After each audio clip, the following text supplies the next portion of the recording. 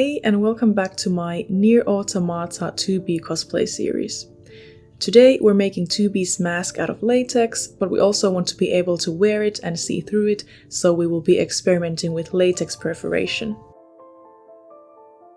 As usual, we start with studying 2B's concept design and try to analyze what kind of patterns her clothes are made of.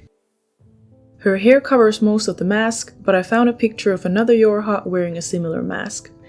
Here it looks like the mask consists of a band that wraps around the head and another band that wraps around the right cheek and the ear. However, I decided to make a headband and a flappy attachment to it instead, because I'm planning on wearing this mask with a wig and having something wrapping around my ear doesn't sound very comfortable. So for these two pieces, we need to measure your head circumference and subtract about an inch from the measurement. This ensures that the mask stays on snugly.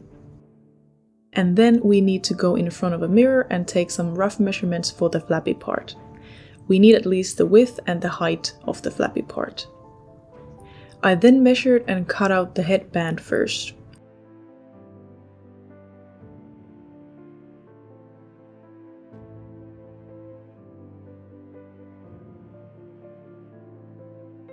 Once that was done, I drafted a pattern for the flappy part based on those crude measurements I took of my face, and I then went back in front of the mirror to see if this pattern looked the way I wanted when I laid it against my cheek.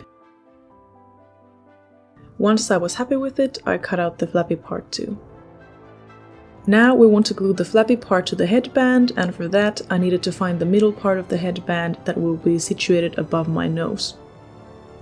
Now I marked down the center point and cleaned the surfaces that I will be gluing together. I decided to glue the flappy part under the headband, so I'm cleaning and applying glue to the back side of the headband and to the front side of the flappy part.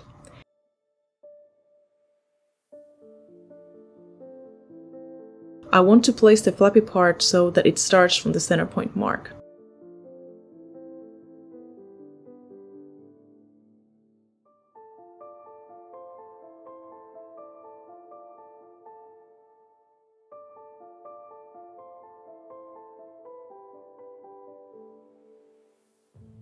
I will also connect the ends of the headband to each other, so I cleaned them as well.